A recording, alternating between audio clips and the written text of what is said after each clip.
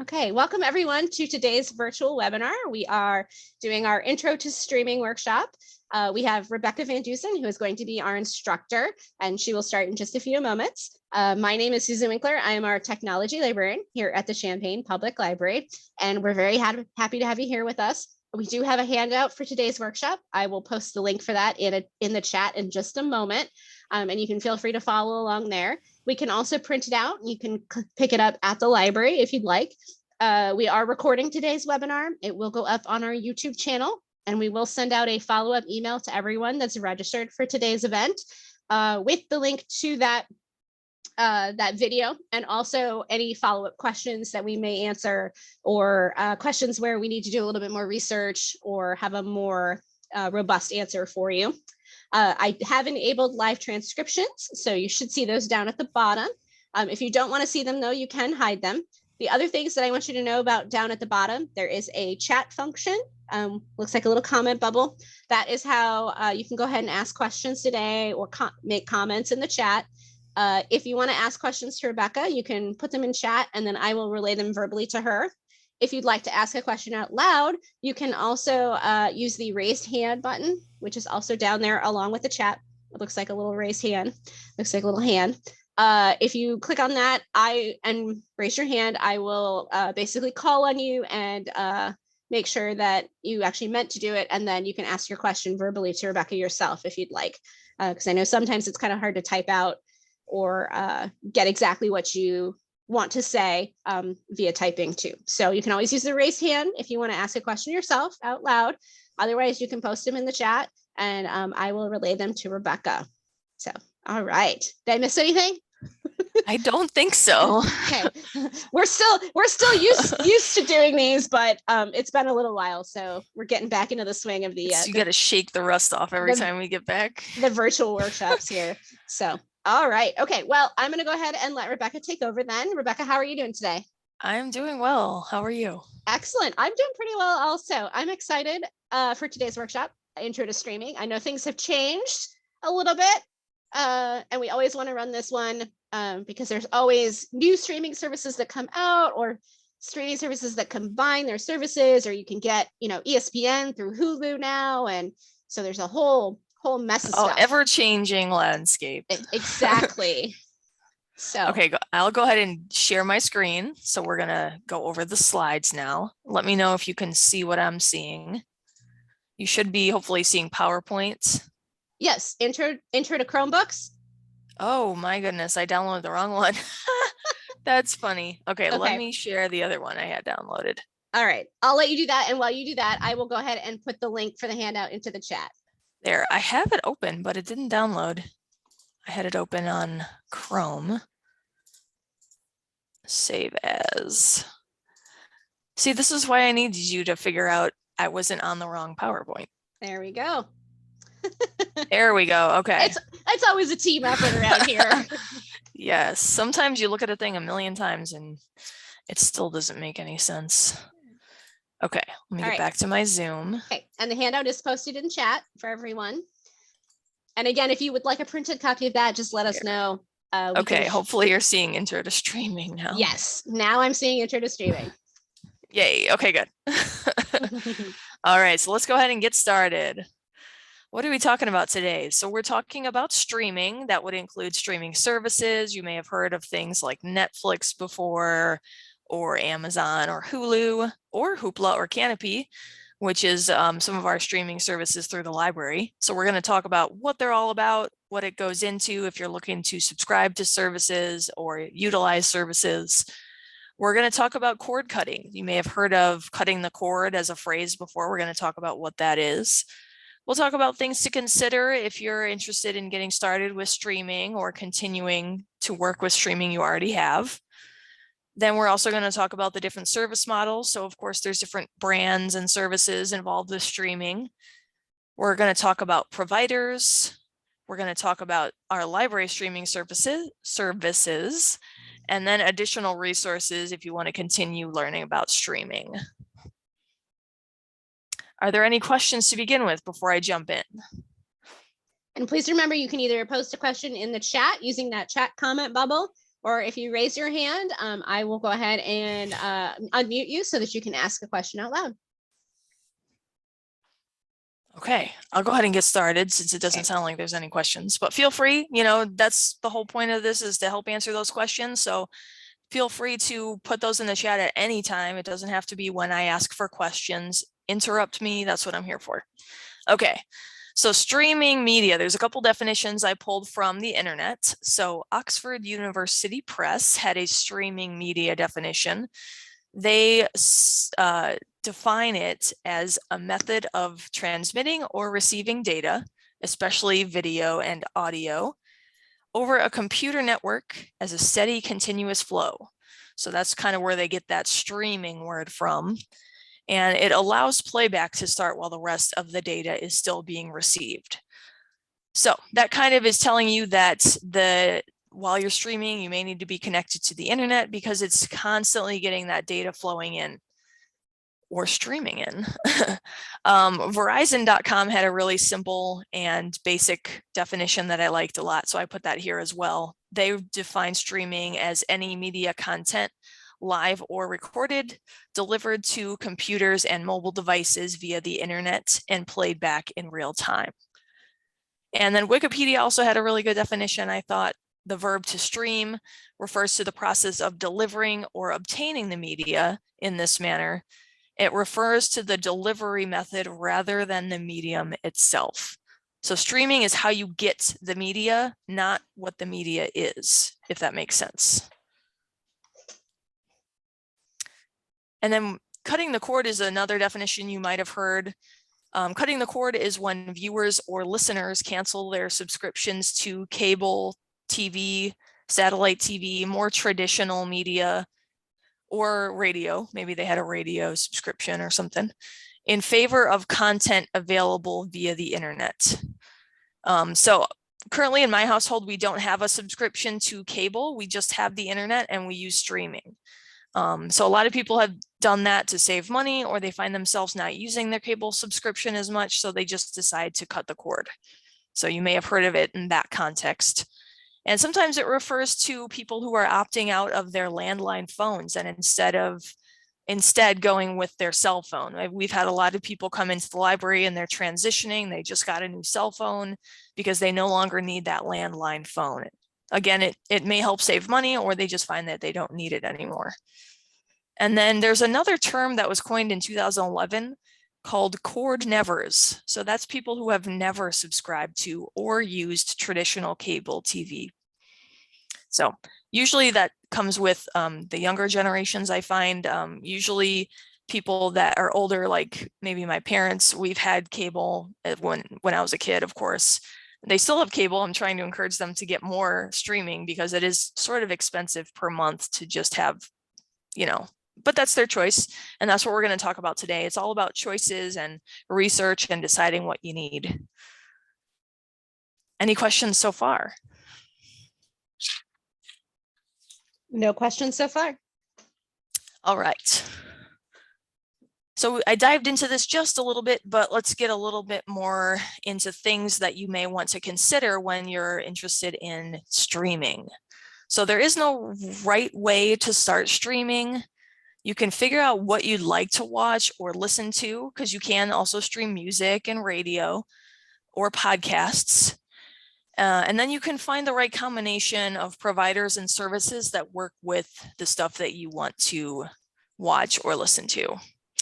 And you may also find that cutting the cord is not exactly the right choice for you. You may find that it costs more or may be less efficient for what you watch or listen to. So you may find that you have a combination of cable and streaming that is very, very common. My parents have cable still, but they also have a couple of streaming services that they've subscribed to, just because, they want that extra content that they may not be able to get on cable. So basically what we're providing with this workshop is a framework so that you can reference and explore those options for yourself. So it's not sort of me recommending anything. It's sort of us giving you ideas where then you can take and say, okay, now I know I want this or that, or I have to think about doing this or that to start streaming. So you're going to want to, of course, ask yourself a couple things when you're considering streaming. You'll want to think about what type of viewer or listener you are. Do you like watching stuff on demand? Do you like watching stuff live? Stuff like that. What kind of content do you want? So a lot of streaming services may provide TV shows exclusively, documentaries, independent films, original content. There's tons of different stuff out there that you may be interested in. So the content is important to think about when you're subscribing. And what kind of equipment do you need? We're going to talk about this a little bit as well. So you probably, if you have an older TV, you'll need to get maybe upgraded equipment, or if you have a newer TV, we're going to talk about how to do streaming through there. And then you're going to think about what internet service provider you currently have, and will it get you the streaming capability that you need to watch or listen to what you want. We're going to talk about that as well. And then, of course, you're going to want to think about costs versus what you get. So if you're paying X amount of money per month, is that worth it to you with what they're providing? We're going to talk about a little bit more. So when you're considering yourself as a viewer or as a listener, you may think of things like, what type of content do you like watching? What are you interested in? So are you interested in specific shows or sports or news? There are certain streaming channels that are based with sports. Susan had mentioned earlier that ESPN was one. ESPN does have a streaming channel. A lot of streaming channels are also bundling a lot of sports with them as well, because in my experience, I find that a lot of the sports things, whether they be packaged with cable or with streaming, are a little bit expensive. So I think what they've done is they've started realizing that if they bundle these things, that more people are likely to subscribe and then be able to enjoy the things that they like to watch. There are also news streaming or streaming channels. So I think, I know with NBC, they have their own streaming channel, and I think you can stream news on there. I've seen other news streaming, like with CNN. A lot of them, of course, do require a subscription, but some of them are free with ads. And we're going to talk a little bit more about that. And then you'll also want to think about commercials. So a lot of streamers are free from commercials, but a lot of them are not. We're going to talk more about that in a little bit, but you may think about, are you going to enjoy your stuff with commercials and pay a little less, or do you want to pay a little bit more and be free from all the advertising? And then with streaming, especially with stuff that's already been aired on TV, you'll want to think, are you okay with catching episodes later than they premiere live? I know, especially with some of the water cooler shows that are really going viral, you may want to be in the know and not have to be spoiled or anything like that. And I know with a lot of streaming stuff, you may have to wait a couple days, 24 hours, maybe even months to see the stuff that has just come out on live television. So that's also something to consider. There are services where you can watch episodes live, so that's something also to consider. You'll also want to consider your screen size. So a lot of streaming services are available, of course, on your smartphone or on your tablet through the apps that you can download. But there is also a way to get those on your big screen. So a lot of the TVs will let you download apps to watch on that big screen. Personally, I like to have stuff on my TV. I don't want to be hunched over my phone or my tablet, especially if I'm at home trying to relax. So that's something that I think about when I think about streaming. And then, are you considering where you want to watch? So are you interested in being able to watch it anywhere, or specific locations like your home? With certain streamers, you are able to download content and watch it later, maybe in a location that doesn't have internet. Or are you okay with just being tied to your internet connection at home? So that's something to consider as well. And we're going to talk about some of those services where you can download to your device, including one at the library. And then, of course, you'll want to think about your favorite channels and networks. There are certain streaming services that are tied to networks. For instance, NBC has a streaming service called Peacock. Let me see, I did write another one down here. Oh, yes. HBO also has HBO Max, and Disney Plus has their streaming service.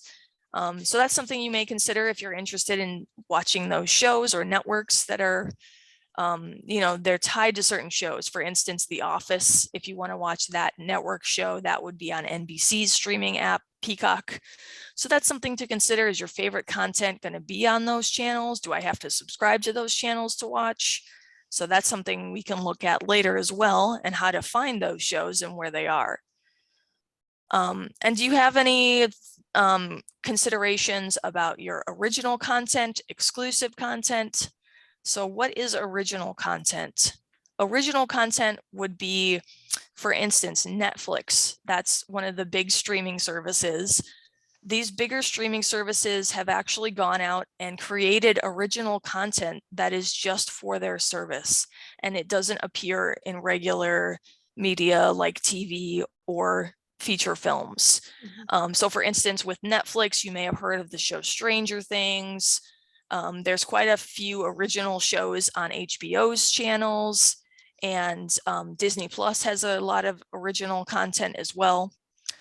There is also exclusive content. So exclusive content would mean that a certain streaming service has gotten the rights to stream certain shows or certain movies. So for instance, I know that HBO Max has the exclusive rights to the TV show Friends. They also have exclusive rights to a lot of the Warner Brothers movie catalog, including Harry Potter. So that's also something to consider, because if you want to watch those things and a certain streaming service has them, then you may have to get either a free trial, or you may have to get a subscription to that service. So I know when I look for something, and I try to make sure that it's on the streamers that I currently subscribe to. And I'll show you a website that's really, really handy for looking those shows up, and those TV shows and those movies, so that if you're looking for something, you can just go to that website, search it, and then it will show you what streamers it is on. So Yeah. I use that all the time, because I try as much as I can not to have to rent anything or buy anything. I either try to get it on my streamers, or I try to get it at the library.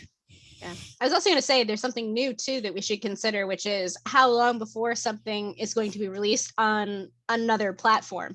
So, which is something to consider. You know, a lot of these streamers that have their original content or exclusive content don't release these things on DVD until much, much later. Yes. So if you want to watch, you know, like for example, Stranger Things, I don't know if Stranger Things has come out on DVD yet. Or if it's still, I think it has for the first season. Yeah. I have the first season on DVD, but I don't think any other season has come out. Or things like, you know, Apple TV Plus has Ted Lasso, which is a show that a lot of people have been raving about for the last couple of years. You know, we finally saw season 1 as part of an exclusive preview, and then now we're like, we can't watch season 2 or season 3 because they're only on Apple TV Plus. So we would have to subscribe to Apple TV Plus in order to watch those second or third season. So those are also things to consider when you're talking about content, is, you know, how long will you have to wait before you can get the content elsewhere? Yes. And I should say sometimes exclusive content may also switch hands. So certain streamers may have the rights to certain shows or movies for X amount of time. And then when that time is up, the rights then go kind of in the free market. And then, you know, another streamer might buy the rights, or, you know, it might just be out there for free or something. I see that pretty often where, you know, like I see lists on the internet where it's like, watch these movies on Netflix before they leave, because, you know, they're losing the rights to that content to be able to stream it on their service. And that certainly happened with Marvel, where for a while you could watch Marvel on movies on Netflix because they had negotiated a contract, but then Disney Plus now has the rights to most of the Marvel content. So yep, same thing with The Office, like I was saying before with the whole network thing. Since NBC came out with Peacock, The Office used to be on Netflix, but then their contract or whatever it was with their streaming rights ended. So now it's only on Peacock. So I know for me, The Office was one of those shows that was a comfort show I could just put on the background because I already had Netflix, but now it's not on there anymore. So you have to sign up for that service if you want to watch it. And that happens pretty regularly with different movies and shows, is they kind of change hands pretty often depending on who has the rights. So it's always something to keep up on, I find. And it's why we keep teaching this workshop. Yes. All right. So another thing, of course, to consider is the cost versus the service. So in order to stream, will you need to buy something new to make it work? For example, will you need to buy a new TV or a new streaming device to make your stream work? I know with older TVs, it's not as easy to get streaming to work because of XYZ reason. We'll talk about that in a little bit. But also you may consider, will one service provide everything you want to watch or listen to, or do you need more choices? I know it's pretty common to have multiple streaming services. I myself have a couple. I have Netflix. We also have Hulu. So you may find that you subscribe to more than one. And how many devices or people do you want to have access? So with different providers, there are different rules and different costs. So I think, for instance, with Netflix, I think you're able to maybe have like 5 users, I believe, on there for free. And then you can pay more to have the users watch on multiple screens. So for instance, if you had Netflix and you lent somebody your Netflix password and they could watch it at home while you were watching it at your home, you may have to pay for the multiple screen thing. I think it depends on what plan you get, because there are different plans with different providers as well. I know with Hulu, you can also pay more to eliminate the ads. We pay for Hulu ad-free and I love it. I hate watching ads, so I thought it was worth it for me to pay a little extra so I didn't have to worry about that. And remember, those also change too. Like Netflix is right now trying to figure out, they actually lost subscribers this in their last whatever the last report. And so they're trying to come up with ways where they're like, okay, well, maybe we'll have maybe Netflix will have an ad supported version, and maybe they'll have, okay, we got to squash people doing this password sharing. So we're going to come up with an alternate business plan model for folks too. So again, it's always changing. So it's definitely worth doing your research ahead of time. And then just understanding that things may change on you in the midst of your enjoyment of a service. Yeah, I think since we've started this webinar or this workshop specifically, we've seen changes in the names of specific services. Services have died, services have been created, changed. It's like an ever-changing thing. It's kind of crazy how fast it happens.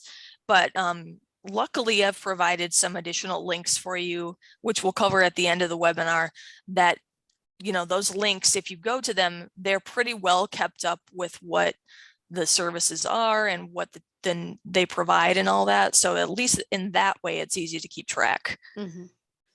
So I know I've bookmarked a couple websites that I visit from time to time just to see what's out there and what's changing. Okay, any questions so far? And I'll just make the comment here too that once we've shared some of these resources with you, you can always come back and take this workshop a second time if you want a refresher, or if you want to know what has changed since the last time you kind of investigated it, because I don't see this class going away anytime soon. No. We're sort of at the beginning part of all this streaming frontier. And I will also say that this class is probably the one that I change the most often. With the other classes, like Intro to Microsoft Word or something, not much really ever changes. But with this one, I have to change it most often because it's so quick, the way things happen and die off, fade away, renew, what have you. Yep. Business models changing and right. Okay. Also, no questions so far. Cool. But feel free to pop those in the chat if you'd like. So we talked a little bit before about equipment, but you'll want to think about equipment if you're interested in streaming. You may have heard of something called a smart TV. So what is a smart TV?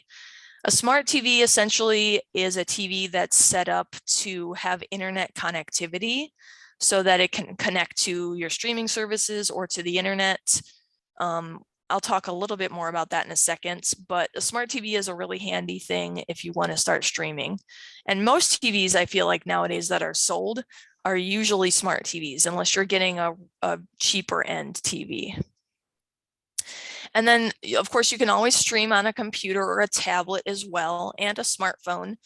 Sometimes on my lunch break, I'll watch a show on Netflix on my smartphone because you can get the app on your smartphone.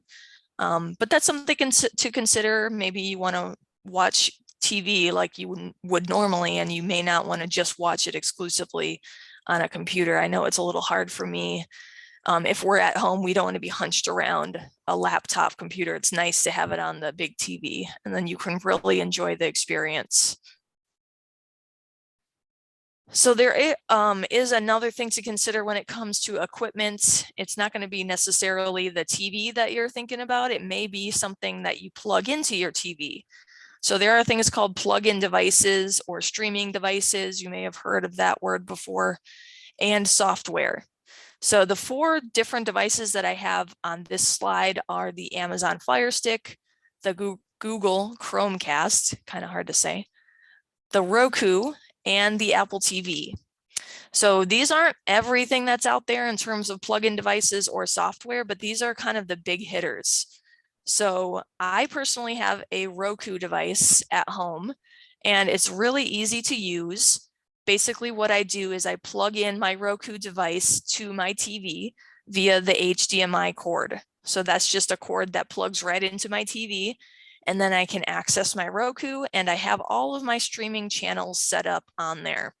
So I can use my Roku to jump into my Netflix, jump into my Hulu, my Canopy, all of my streaming apps are on there. And it's pretty much the same thing with things like Apple TV. Google Chromecast is a little bit different. It's kind of nice because with Google Chromecast, you can actually cast something that's on your laptop onto your big screen TV. So maybe you were scrolling a website or streaming something, anything really that's on your computer, you should be able to cast it. Casting it is another word that you may have heard before. Casting is just basically mirroring your computer screen onto your big screen TV. I think, Susan, you have a Chromecast, right? We do.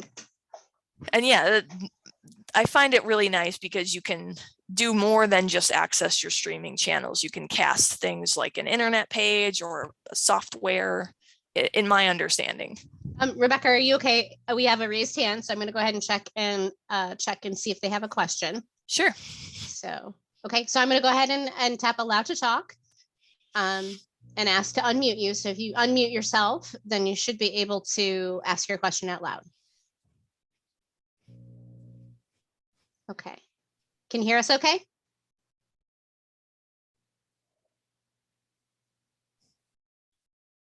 Maybe.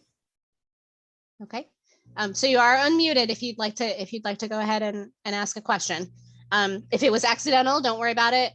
Just go ahead and we'll move on. But if you do, also you can post it in the chat too. Okay, I'll keep going. Okay. Yep. The Amazon Fire Stick is just sort of Amazon's version of the Roku or the Apple TV. You can access different streaming channels, and of course you can access Amazon's streaming service called Amazon Prime. There is also another one called Apple TV, so that's Apple's version of a streaming box. And you can access, of course, all of your streaming channels. And the cool thing about Apple TV too is it will also show you content that you can rent or buy.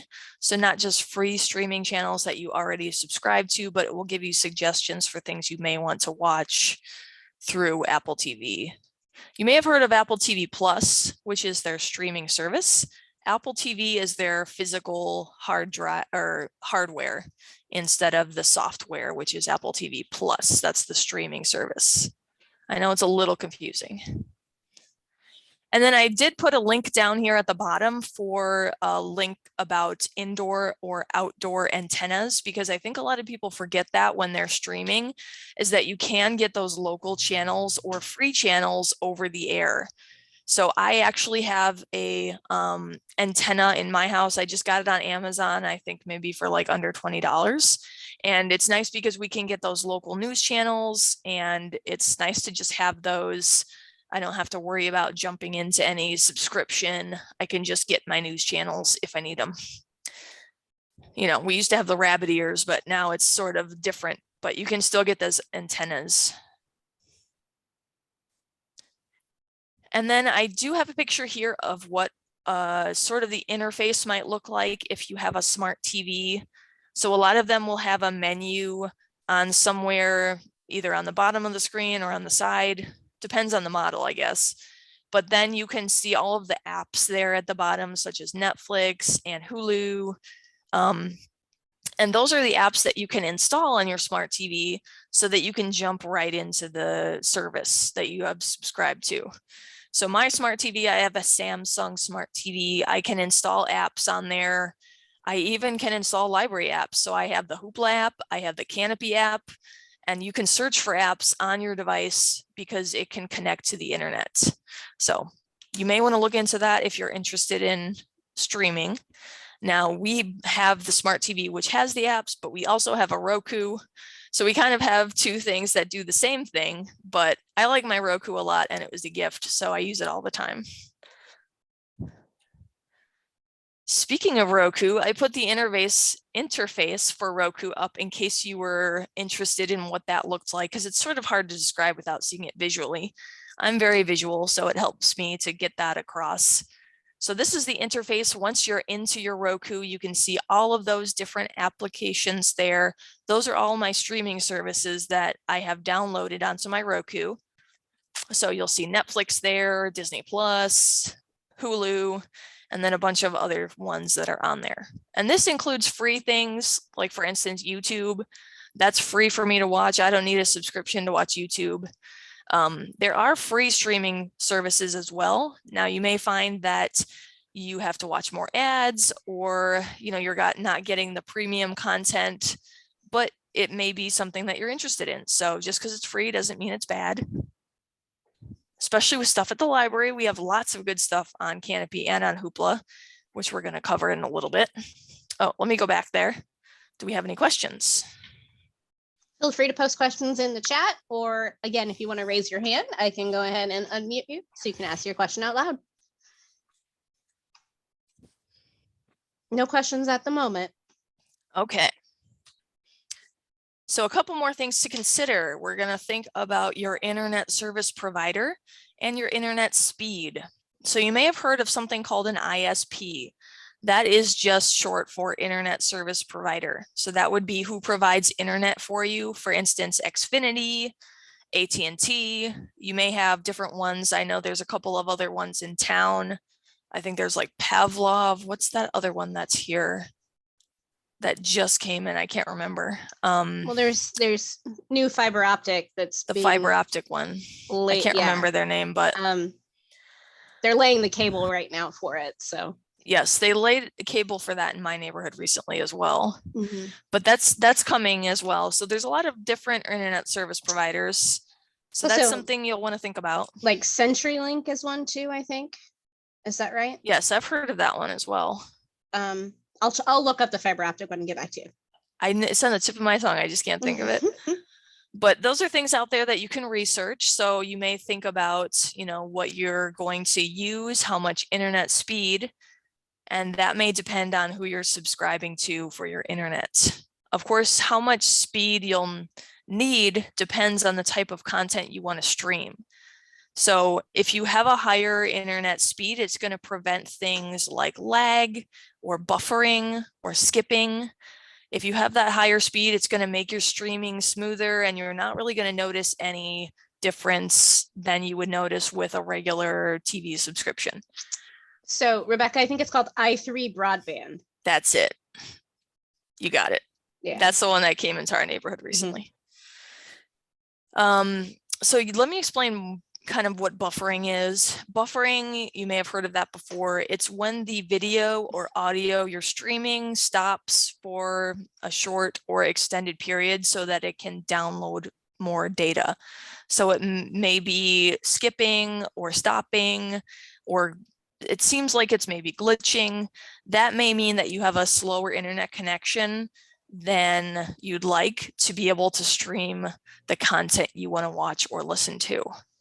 So if you have a higher speed, it will prevent things like buffering. And then a higher speed internet will also help you watch things in high definition quality or 4K video quality, which is that high, crisp, clear picture or sound. So usually for the most part, if you're thinking about speed, it's going to be measured in megabits per second. So 9 megabits per second would be required for 4K, 4 megabits per second for high definition, and 2 megabits per second for standard definition.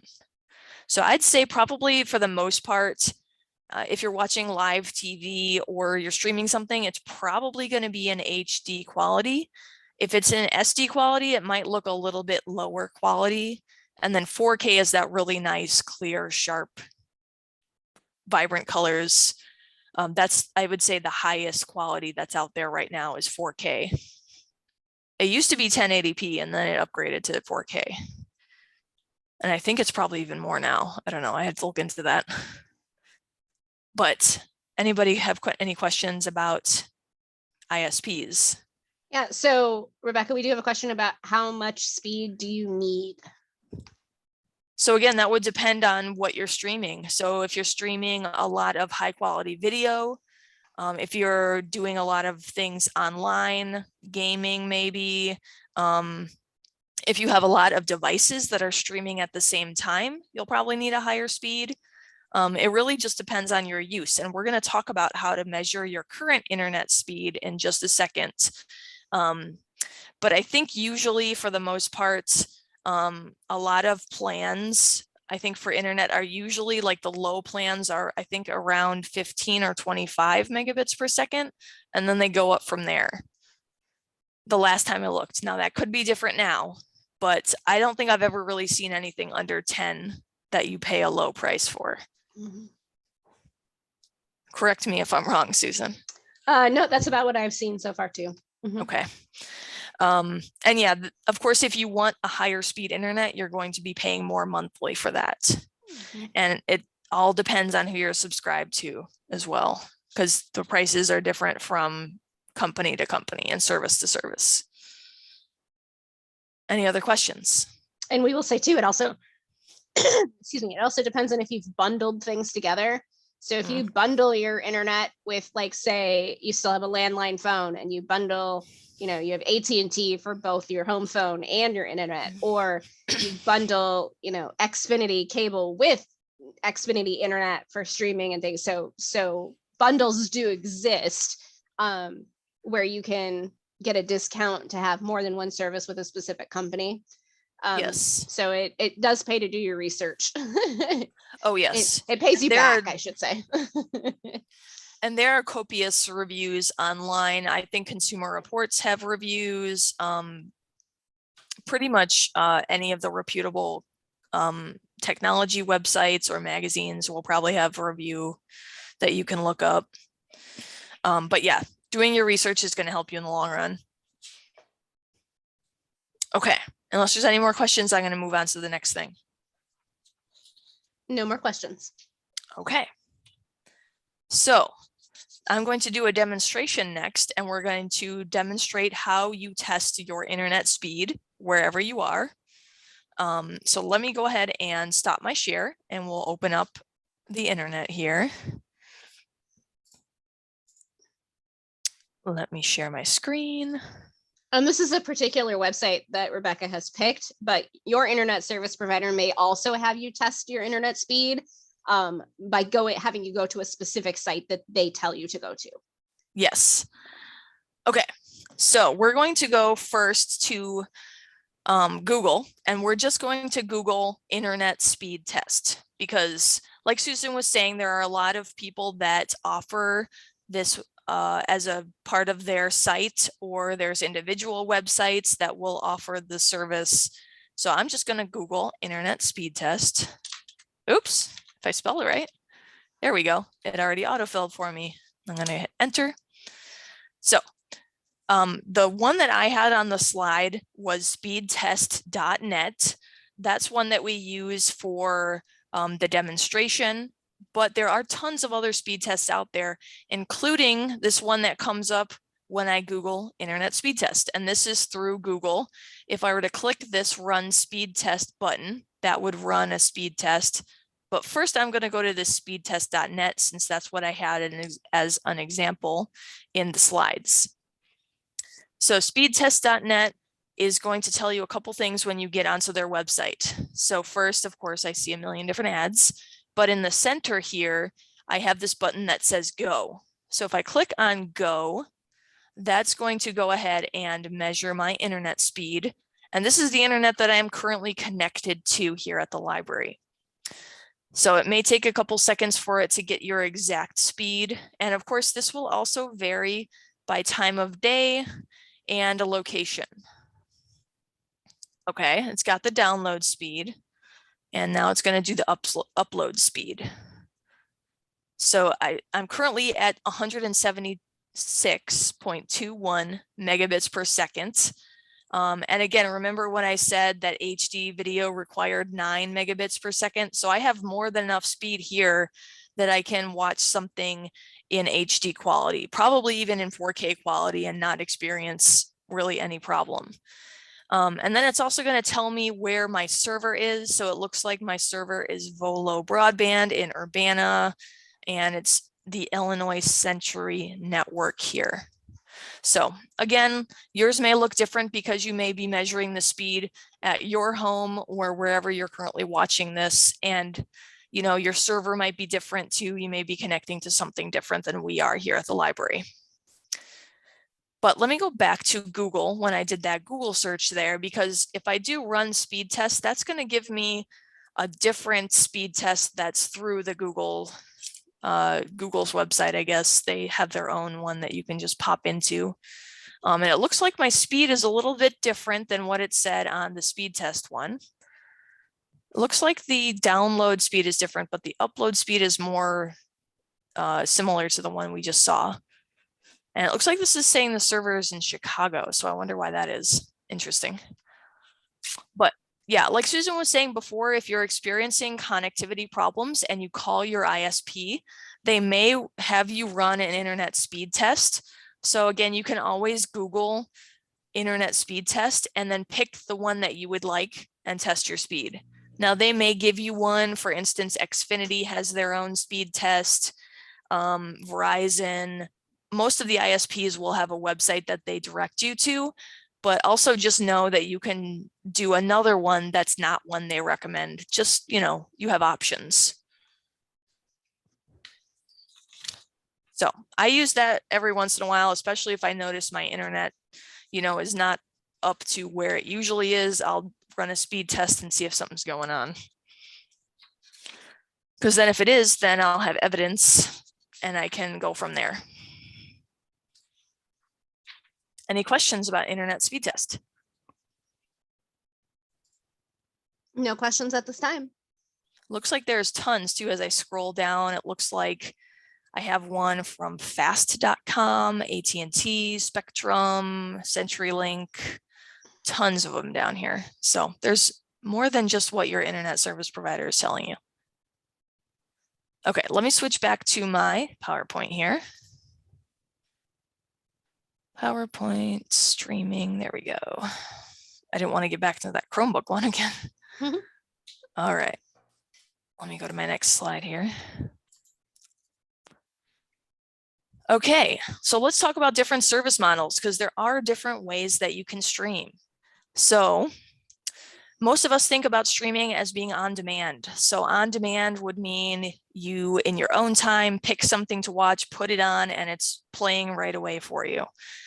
So for instance, with Netflix would be an on-demand service model, Amazon Prime, Hulu, those sort of streamers, Disney Plus.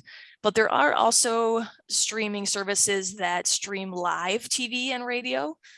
So for instance, YouTube TV, Sling TV, DirecTV also has a live streaming service, and there is also radio streaming services such as iHeartRadio. So those are actually broadcasting live TV. I used to have Sling TV because we did want to watch TV as it was premiering. We found out that we didn't really use it that much, so we unsubscribed. But it was sort of nice because you did get that experience of watching TV without having the subscription to cable. There are also free options. So of course we have Hoopla and Canopy available here for Champaign cardholders, and those are free streaming services. You may also find that there are some episodes of TV shows or even movies that are available for free online. Every once in a while, I'll see some episodes on YouTube or TV or movies on YouTube. Sometimes they don't stay for very long, but I have seen some movies up there before, especially older movies that have, they've gotten out of their copyright and they're available for free. So sometimes they'll be stuck up on YouTube or some other channel. There are some news channels that are also available for free. And the Internet Movie Archive, I don't know if that's still going on, but the Internet Movie Archive, I think, tries to capture some stuff that has gone outside of the copyright. I don't know what that term is. I'm sure you know what it is, Susan. It's gone into the public domain. That's it. Mm-hmm. Public domain. I know books very often are publicized about when they go in public domain, but I don't hear that so much with media because we're just getting into that age where stuff is transitioning into public domain. Because I think it is maybe like 80, 100 years it has to be, something like that, for the content to be available. There's stipulations from the year that it was passed, and it's a complicated, I almost said wibbly wobbly, timey wimey. It is though. Because it is. I mean, like Winnie the Pooh. Yes. Just became public domain, but not Winnie the Pooh with a red t-shirt. Not the Disney one. That's Disney. That's still in copyright because it's the intellectual property of the Disney animators who made that interpretation. So there's lots of, there's tons out there. We could, and we're not legal professionals, so we'll specify by saying, we can help you begin your process of copyright law, looking up stuff and send you to the law library and things like that. But in general, things that are going to be in, like, say, the Internet Movie Archive are in public domain, or at least some of the silent films like Nosferatu, those kinds of things are, a lot of that stuff is there's like date of publication of the creative work plus so many years plus whether or not they've renewed the copyright on something. So, yes. Yeah. It is very wibbly wobbly. I think that was a good use of that. And I also should say that many streaming services are subscription based, especially those ones that are on demand or that stream live TV and radio. So that means you would pay either a monthly or a yearly fee to access their content. Sometimes they will bundle it or reduce the price depending on if you pay for a year. So I know that Disney Plus was offering, for a time, they were offering the yearly fee as slightly cheaper than if you paid month to month, just to get you to subscribe for a year. But you may find that you don't need it for that long, and you may only want to subscribe for a month or two and then unsubscribe. I've done that before. I have certain things that I like to watch, and then when I'm done, I'll be like, okay, do I need that streaming service anymore? And then I'll unsubscribe. But with certain services, I do like to have them all the time, so I just keep my subscription. Again, that's something that you would want to think about in terms of your costs and your value for the service. And that's not a strange thing. That's really normal. People do that all the time. So pretty much anything is an option in terms of how you want to pay for or how long you want to access something. But some services also offer the option to rent or buy content. So for instance, if you go onto Amazon Prime, I've seen a lot of stuff on there that you can rent or you can buy. And there, of course, is their free content as well if you're a subscriber. I guess technically it's not free if you're subscribing to it, but it's free if you are a subscriber. So that's also something to think about. It's just like renting would mean that you would rent something maybe for $3.99, and then you would have access to it for X amount of hours or days. I think it's pretty common for a couple of days to have the content after it's been rented, and then it would return. And there are tons and tons of different streaming services out there. And this list that I have here is not even everything. There's tons more.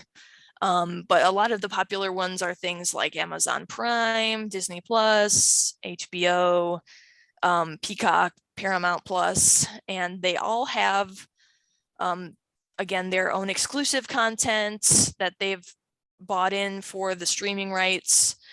So something that you see on Disney Plus may not be available on Paramount Plus or on HBO Max, but sometimes they do overlap a little bit. I know I've seen things on HBO Max that I've seen before on Netflix or on Hulu. So sometimes they overlap just because, especially with new content, because they want to get it out to more people. Like I know with some of the newer movies that come out, once they're ready to stream, a couple of different services will pick them up. I've seen that before.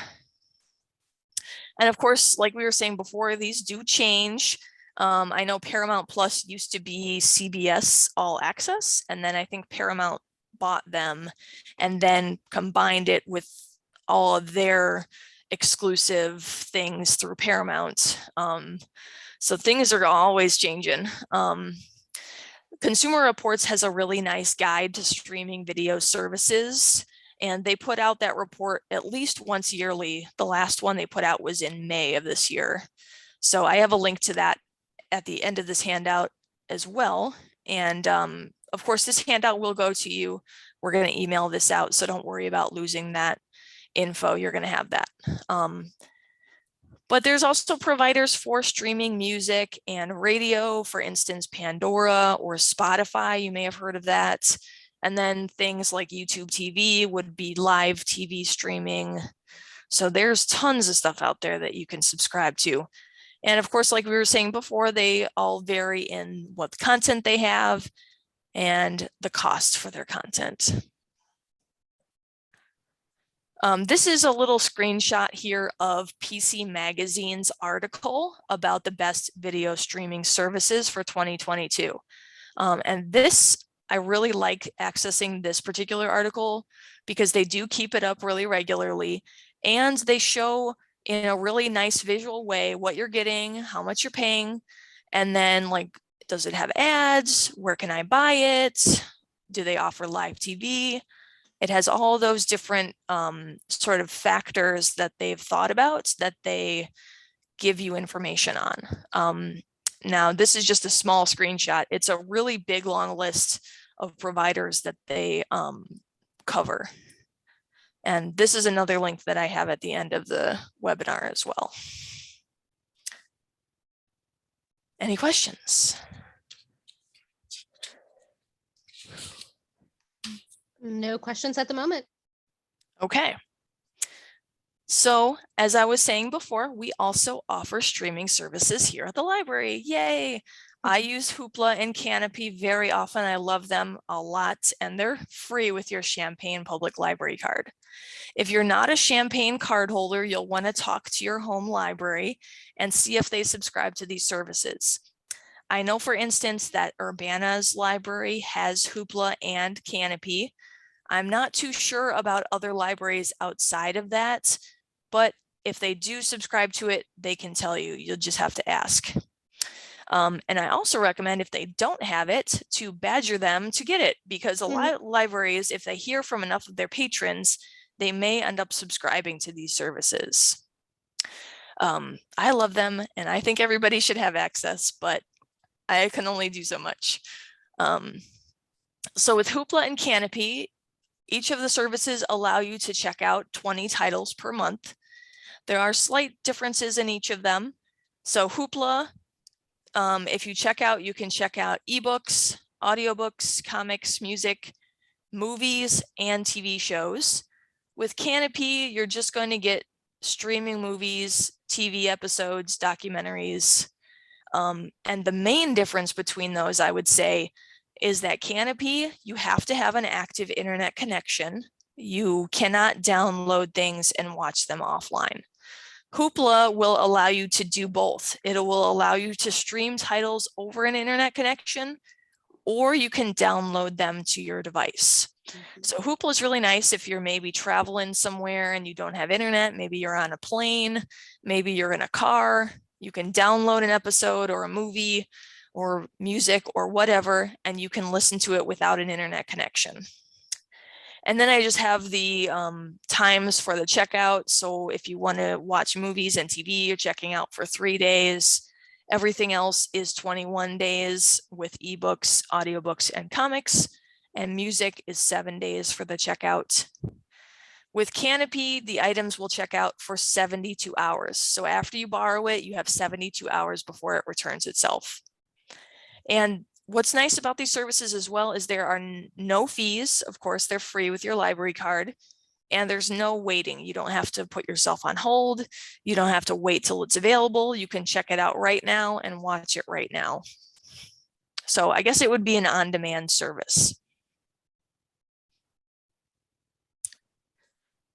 Unless there's any questions about Hoopla and Canopy, we're going to talk about a website that I love to use, which is called justwatch.com. No questions in chat. Okay. I should also say that we have, let me go back here. We have a class on Hoopla and Canopy. We just held the one in person, but the good news is if you missed that, we have it available on our YouTube channel. We have the webinar that was recorded, I think, a couple months ago. And you can watch that on our YouTube channel. If you visit champaign.org/YouTube, you can get into all of our tech workshops, including the one for Hoopla and Canopy. Okay. Yeah, I just finished using Hoopla while I was on vacation, and I was working my way through a TV show. And so I downloaded, checked out the episodes, downloaded them to my device, and then watched them on the airplane.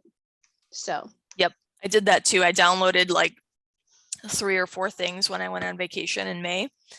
And it was nice because I had a couple things to pick from, and I didn't have to, worry about if I was connected somewhere. I could just have that as an option. Yep. Okay, so let's do the next demonstration of justwatch.com. So justwatch.com is a really great website to determine what streaming service might have the content you'd like to watch. So let's go ahead and I'm going to share my screen. I also have the app for justwatch.com. Where's my mouse? My mouse disappeared. Sorry, bear with me. Huh. It's like paused in the middle of the screen and I can't do anything. Oops. Oh, there we go. Okay, I got it. Technical difficulties.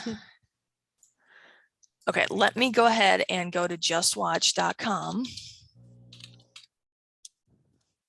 Okay, I hope you're seeing my screen there. Yes. Let me blow it up big so I can see it. Okay. So again, justwatch.com is a really great site. Maybe you're looking for a movie to watch, or you're searching for something to watch. You can browse their site, or you can search for a specific title that you're looking for. So once I'm on justwatch.com, I can either search up here in the top corner where it says search for movies or TV shows, or I can click this big yellow button here that says discover movies and TV shows. So I'm going to click the yellow button first. So this screen now, you'll see all of these titles that will come up, sort of what it looks like when you're in something like Netflix or Hulu. It will have all the covers for everything, posters and all that.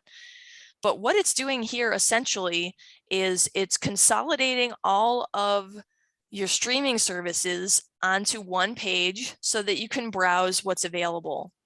So for instance, up here at the top left corner here, under where it says movies and TV shows for you, I have 3 little icons here. So these are the streaming services that I subscribe to. So what's populating down here is what's available. So I can go, I don't know what to watch today. Why don't I just go on Just Watch, and I can browse and see what I may have on my services that I can pull up and then watch. So it's kind of nice, especially when you're not sure what to watch, because of course you can search for something specific, but if you just want to browse or you're not sure, you can kind of look on here and it will show you what's available for what you already subscribe to. So I have Netflix, Prime, and Disney Plus, but if I click on the little plus button here, I can add even more, including library services like Hoopla and Canopy. So let me type in Hoopla. I just love that it has Hoopla and Canopy on here. And then I'm going to type Canopy. And we should say Hoopla and Canopy also have the same situation that other streaming services do, where there are things that leave those services too. So yes, just because they're library services doesn't mean they aren't subjected to the same kind of contracts that the other services are. So yes, I think there is also something on Hoopla that I may have seen before that said leaving soon or something like that. Yes, and they do have I know they have one that's like new to Hoopla. So yes, things that they've gotten. I like browsing that one. Yeah. Okay, so now it's generated the list a little differently because now it's also populating titles that are available in Hoopla and in Canopy. So I may see stuff that I know is on Hoopla or on Canopy that I can watch. So for instance, I think Parasite is available on Canopy. Let me go ahead and click on the cover here and get more information about what it's all about. So if I scroll down, it's going to show me here where I can watch now. So this yellow box here is showing a couple things. It's showing where I can stream it. So it looks like it's available for Hulu subscribers to stream. It's also available to rent on Apple TV for $3.99, and it's in 4K quality. Or it's a part of my bundle if I subscribe to Hulu, Disney Plus, and ESPN Plus as a bundle. And it says subs. So subs means I have to subscribe to one of those services there. It's also going to show me that information down here a little bit farther. So it will say all of the services that stream it. So I was right. It's showing up as a Canopy, and it says free. So I think maybe Canopy offers some for free. Let me see what that is. Okay, maybe not. I think it means free because it's a library service. So that would be my guess why that's saying free. But it's also showing that Hulu that we saw before and all the options that I can rent the movie. So I can rent it from Apple TV, Google Play, YouTube. If I don't know what one of these apps, like the symbol for it is, I can just hover over it and then it should tell me the service. So for instance, if I didn't know what the YouTube logo looked like, I could hover over it and it would say YouTube. I hope that's popping up next to my cursor. Do you see that? Yes. Yeah. So I usually it's small, but yes. Yeah. But I can it shows me that little preview of what that is. And again, if I were to click on that, it will bring me out to that service where then I could go and either rent it or log into my my service. What I usually do is I just use it as a reference. So I say, okay, I want to watch Parasite. Where is it streaming? Oh, I see it's on Hulu. And then I go on my TV and I open up Hulu and get Parasite from there. Yeah. This is also a great way to watch anything that's any older movies where you're like, oh, I could see if the library has it on DVD and go pick it up, or I could check first to see if it's available through some kind of streaming service. That's exactly what I do.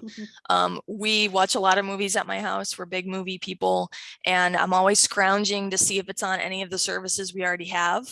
Of course, I have access to a lot of stuff here at the library as well, because we have those DVDs and all that you can check out. But sometimes I like to have the streaming option because maybe the quality is a little higher and I don't have to worry about it being checked out or whatever. So I use justwatch.com all the time. There is also an app that you can get for smartphones or tablets. You would just search for Just Watch in your app store and then you could download it. You don't need an account, but if you want an account, you can save things like stuff that you want to watch, have to your watch list, et cetera, et cetera. I can also search for something up here. Now I clicked before just on a title and it brought me to the page, but I can also search for something. And it looks like it has a lot of trending searches here as well. So maybe we want to search for a TV show. Does anybody have a suggestion for a TV show I can search for? And you can put that in the chat.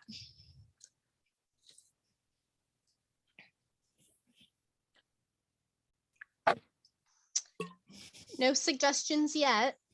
I've just been working my way through something called My Life is Murder that stars Lucy Lawless.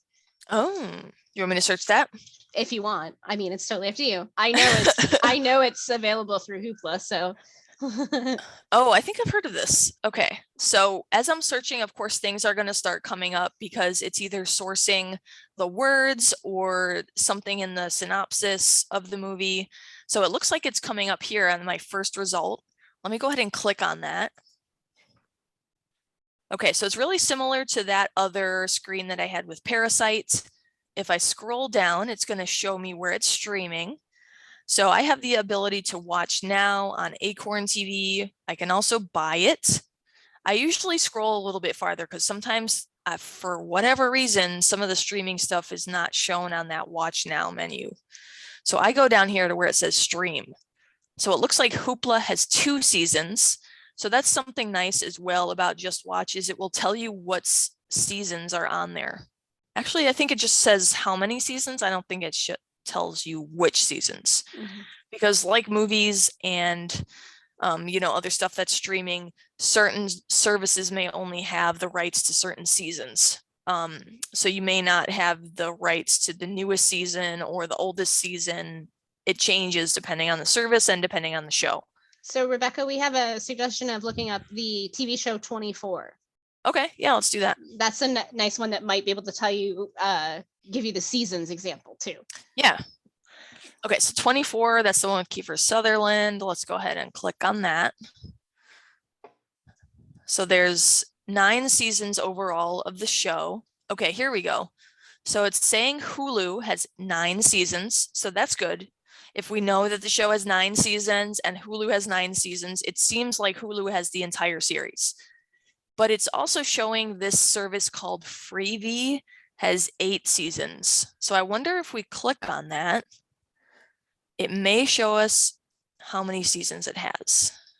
So it looks like it has seasons 1 through 8 available on Freevee, which looks like it's part of Prime Video. Okay, so season 1 included with Freevee, and then you may have to have the subscription to view the other seasons.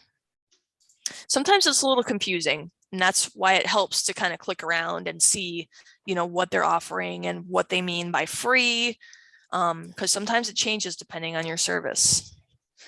But that was a good example because it shows us slight differences in what's offered.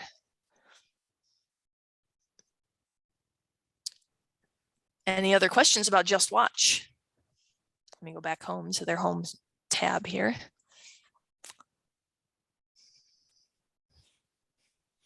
No questions in chat? Okay, cool. But as I was saying before with the renting, you'll also see those rentals that you can, let me go back down here to Parasite.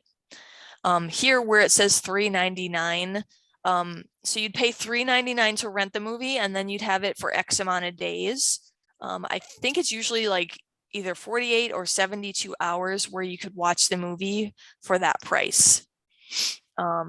I think it may tell you. Let's see, view on iTunes. Okay, maybe it's not telling me with this one. Sometimes it will say you get this checkout for 72 hours or something like that. Sometimes it's not altogether obvious, or you have to check out the item for it to tell you how much it is.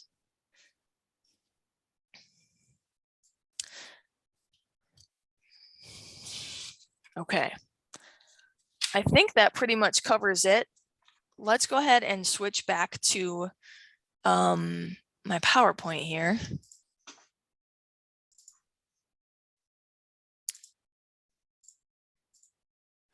And again, this justwatch.com will be in that handout that we'll send out in the email. And of course, Susan put the link to it in the chat today as well. Probably one of the most useful websites I've ever used. And it was recommended to me by a library staff member. And I thank her all the time because it's like one of the most used websites for me. Same. Okay, so let's go ahead and talk about some of the terms that we covered today. So I have this glossary in the handout as well. We use a lot of different terms in tech, and it's nice to kind of have a little reference. So we put that in this handout as well. So we talked about 4K resolution. So what does 4K mean? 4K refers to the horizontal display resolution of 4,000 pixels. So I don't know really what that means, but that's pixels are the little sort of elements that make up the image quality. It's like a dot. Yes, it's sort of akin to film grain. If you've ever shot on film and you're familiar with film grain, the more pixels you have, the higher the image quality.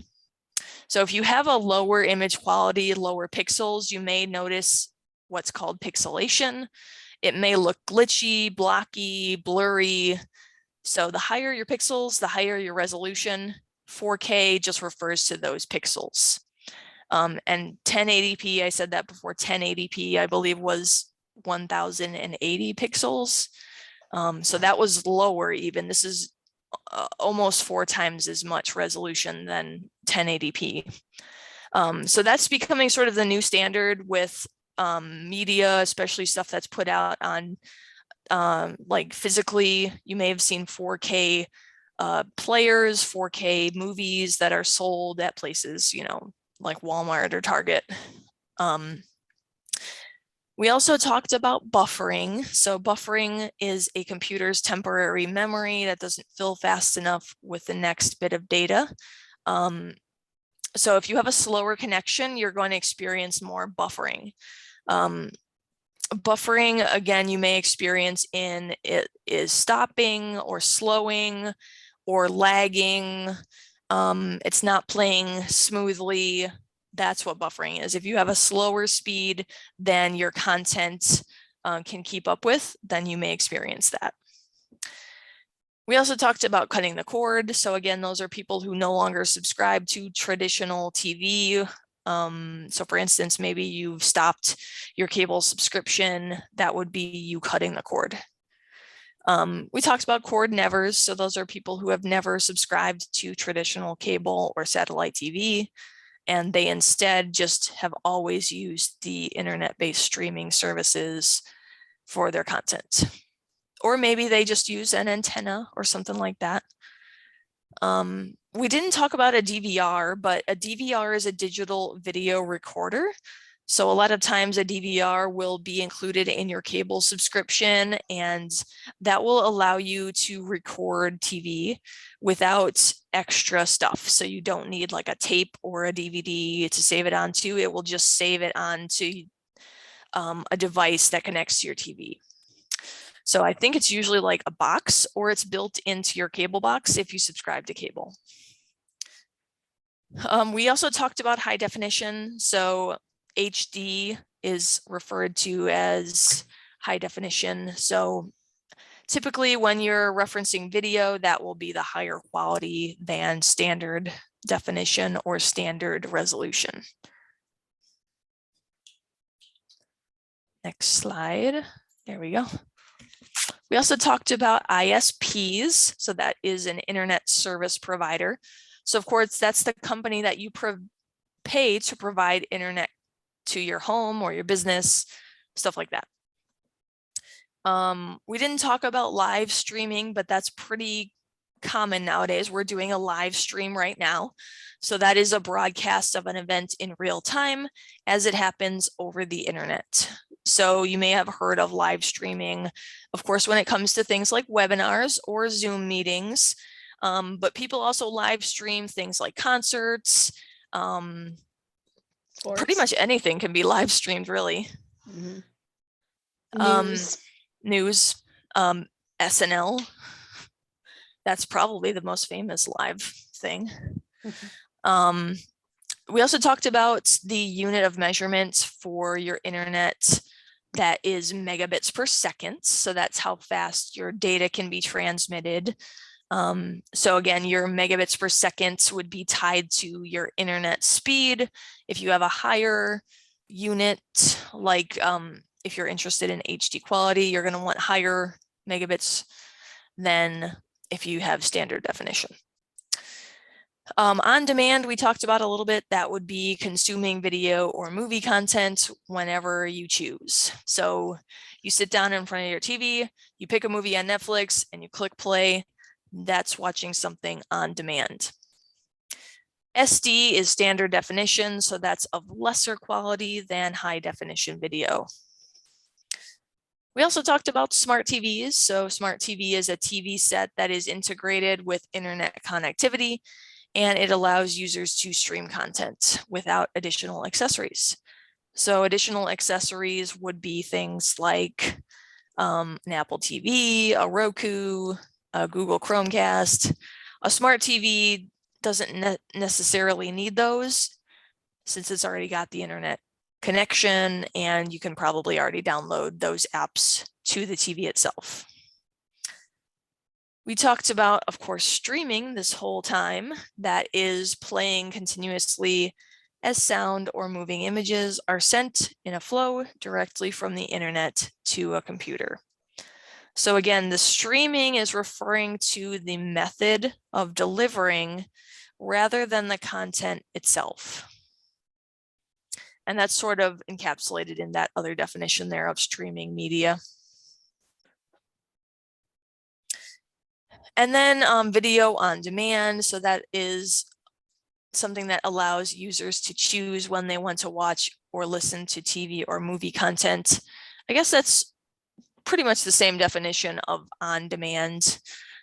Again, you're the one that decides when to watch. You're not beholden to when it's on TV or, a schedule of when a show premieres. You can just watch it whenever you want. That's kind of the nice thing about streaming is you're not worried about, oh man, I have to make it home from work to catch my TV show. You can just watch it whenever you want. And then we didn't talk about Wi-Fi, but Wi-Fi is also important if you're maybe at home and connecting to the internet. Maybe you're connecting to your laptop to Wi-Fi so that you can stream something. So Wi-Fi is the standard wireless local area network for connecting computers and electronic devices to the internet or to each other. Mostly we think about it just as connecting to the internet. So for instance, if you're here at the library, we have a Wi-Fi network that you can connect to and you can get online. Many people come to the library and they have their own laptop and they just want to work on their projects or watch something or listen to something, and they can connect to our Wi-Fi to access the internet.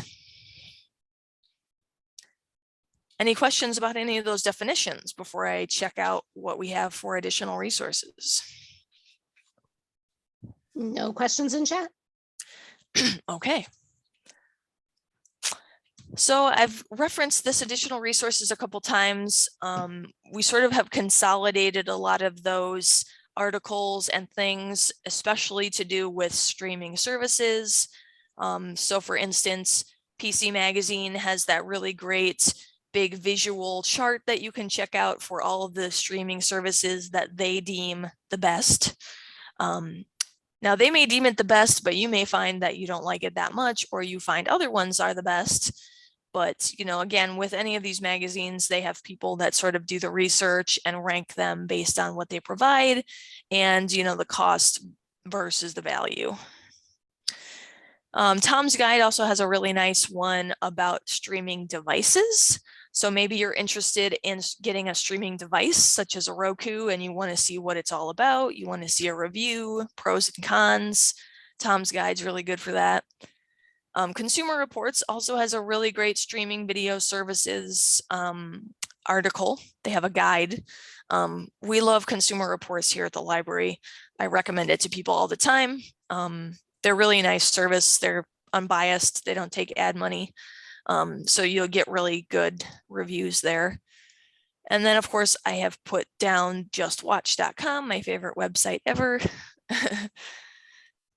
We have a lot of links here because there's just so much to take in when you're doing streaming. I put a link for the best internet speed tests, but of course you could just do a Google search and a bunch will pop up. They don't necessarily have to be the best to be able to get your speed. There's also information I put about how to watch local news, national news, and global news online. Some information about smart TVs because, you know, they're all the rage.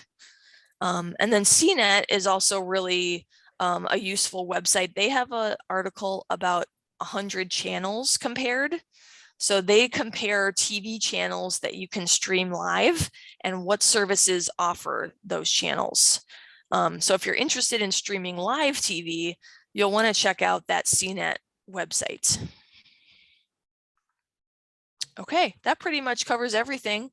I'll keep going unless anybody has a question, because I do want to mention that we have some classes coming up and just some extra stuff here at the end of the webinar.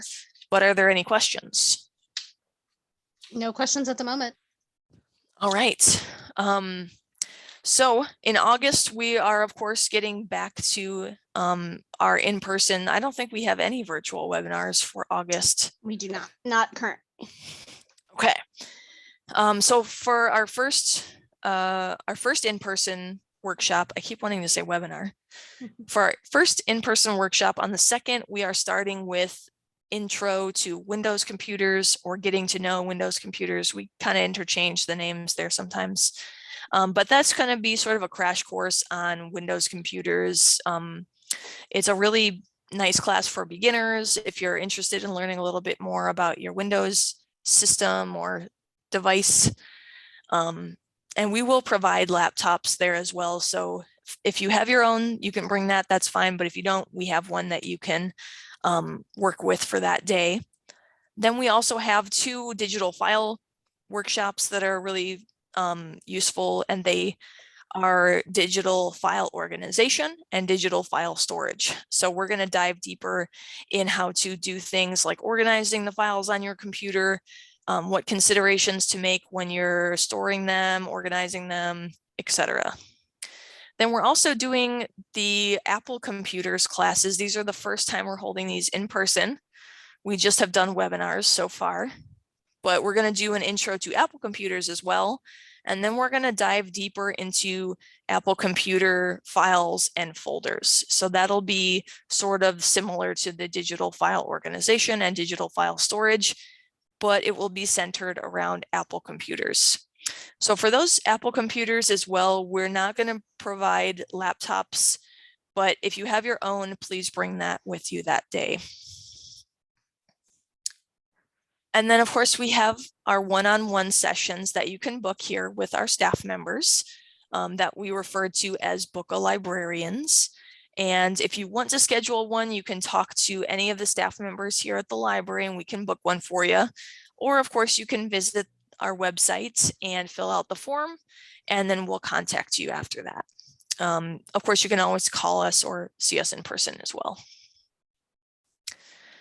And then, as I was saying before, we have a lot of classes on our YouTube channel, which range anywhere from our tech workshops. We have crafty adults on there. We have our business classes on there, writer's workshop. There's even children's programming on our YouTube channel. Tons of different stuff besides our tech workshops. But if you've missed anything before, you can always check on our YouTube and see if we have a class up there, because and most likely we do it. We've held almost all of our in-person workshops as a webinar previously, so it most likely will be on our YouTube channel. We also have a monthly message that goes out. So through our website, champaign.org/tech-workshops with a hyphen in the middle. If you sign up for our monthly message, you'll learn about upcoming events and programs, and you can sign up through the links right there on that email. It's really nice to kind of get a head start, because I think the monthly message will give, does that come out before it goes on the event calendar, Susan, or is it the same time? It's usually, it comes out before the regular newsletter. So, so if you'd like to, some of them that require registration, you might find about it a little earlier by signing up for the monthly message. Yeah, because that's the difference between the webinars and the in-person. We do only have a limited amount of seats for our in-person workshops, whereas with webinars, we have more available, and even if you're not able to make a webinar, you can still look at it online. Okay, and that's pretty much it. I have my contact information up here. Feel free to reach out at any time. I have my number there and my email. If you have any questions after the webinar, or just any tech questions in general, feel free to reach out. I'm always happy to help with those. Or of course, you can ask any of our staff members, really. We're all pretty well versed in tech, and we enjoy answering those questions. So don't be afraid to ask. That's the main bit. We're here to help you. Let me stop my share. And of course, we're going to send this all out with an email, follow-up email. And you can always reach out to us too, if you want any additional handouts, or if you need one printed. We're happy to get those printed for you too. Okay. Do we have any questions for Rebecca? Final thoughts or comments? Lots of talking. Yes. Lots of stuff I to got cover. my water. Yeah, lots of stuff to cover. Yeah, feel free to reach out to us. Like Rebecca said, we're always available. We can print out the Consumer Reports articles for you. We can print out the PC Magazine articles. You know, we can help you research the different streaming services and things as you might start down that road. Streaming adventures. Yes, the streaming adventure. So, all right. Well, if there are no other questions or anything, do feel free to join us next Tuesday in person for the Intro to Windows Computer workshop. And thanks for joining us today. And we hope to see everybody soon. Thanks, everyone. Bye, everyone. Have a good afternoon.